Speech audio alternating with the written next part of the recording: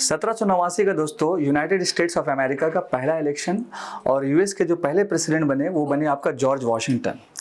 बात किया जाए 2024 का तो ये यूनाइटेड स्टेट्स ऑफ अमेरिका का ये 47वां नंबर का इलेक्शन है और यहाँ पर जो कांटे का टक्कर चल रहा है दोस्तों वो है आपकी कमाला हैरिस और उसके साथ साथ आपका डोनाल्ड ट्रंप। हालांकि डोनाल्ड ट्रंप जो है इनका रिलेशन जिस पार्टी से है उसका नाम है आपका रिपब्लिक और अगर हम कमाला हैरिस की बात करेंगे तो इन जिन पार्टी से बिलोंग कर रही है इनका नाम है आपका डेमोक्रेटिक।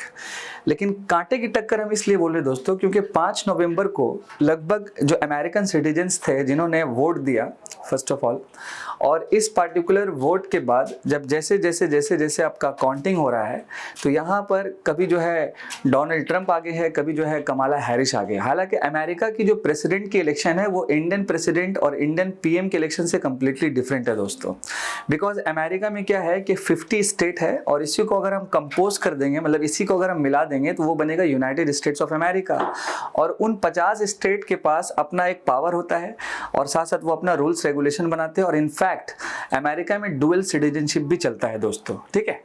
तो अब ये पार्टिकुलर 50 स्टेट में कुछ स्टेट ऐसा है जिसको स्विंग स्टेट माना जाता है और कहा यह जाता है दोस्तों कि वो पार्टिकुलर जो स्विंग स्टेट है वो कभी कमाला हैरिस की तरफ है तो मान लीजिए कि कभी वो डोनाल्ड ट्रंप की तरफ भी जा सकती है और वही बहुत बड़ा फैक्टर होता है जीतने का। जैसा कि अमेरिका में राइट नाउ जो अभी इलेक्टोरल अगर हम बात करेंगे कि वोटिंग सिस्टम का तो टोटल आपका बात करेंगे दोस्तों तो वो आपका 538 इलेक्टोरल कह सकते हैं आपका वोट्स है और इसमें मेजोरिटी बनाने के लिए लगभग आपको 270 चाहिए, 270 चाहिए। तो अभी तक का जो प्रिडिक्शन है दोस्तों तो वहां पर आपका डोनाल्ड ट्रंप लगभग 248 के प्लस में है। उसी तरह अगर हम कमाला हैरिस की बात करेंगे तो लगभग मान के चलिए ये 214 के आसपास में है। अब यहाँ पर भी जो स्विंग स्टेट है जिसमें से कुछ इंपॉर्टेंट स्टेट्स है जो इसको बोला जाता है स्विंग स्टेट। हालांकि जो कमाला हैरिस हैं उनका पार्टिकुलर जो स्टेट है वो आपका है कैलिफोर्निया। इसी के साथ साथ अगर हम डोनाल्ड ट्रंप की बात करेंगे तो वो है आपका फ्लोरिडा। तो कहीं ना कहीं जो 6 से 7 जो स्विंग स्टेट है जिसमें एक का नाम है एरिजोना, देन इसके साथ आपका है टेक्सास, इसके साथ साथ आपका है नेवादा यानी कि दिस वन, और कुछ और 2-3 इंपॉर्टेंट स्टेट्स है तो जहां पर जो है आपका लीड कर रहे हैं ट्रंप और कहीं पर जो है लीड कमाला हैरिस कर रही है। लेकिन फिर भी इन पार्टिकुलर स्विंग स्टेट्स में भी डोनाल्ड ट्रंप का पोजीशन जो है आगे है। तो अब हम लोग ये थोड़ा सा मान लेते हैं according to my opinion and my prediction कि डोनाल्ड ट्रंप का मे भी हो सकता है कि 2.0 होने वाला है अमेरिका में। बट सवाल ये दोस्तों कि अगर मान लीजिए कि डोनाल्ड ट्रंप का 2.0 अमेरिका में हो जाएगा तो भारत के लिए क्या इम्पैक्टफुल होगा और साथ साथ उसके रिगार्डिंग फिर पॉलिसीज क्या बनेगा, तो ये काफ़ी ज़्यादा मतलब कि एक बहुत बड़ा फैक्टर होता है।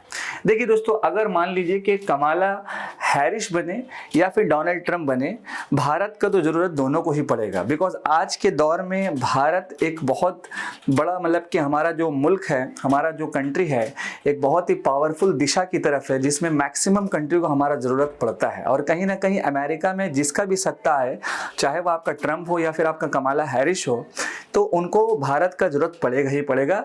जैसा कि आपको मालूम ही होगा कि अगर अमेरिका को चाइना को काउंटर करना है तो सबसे पहला जो ज़रूरत है वो भारत को मतलब कि ही पड़ता है अमेरिका के लिए।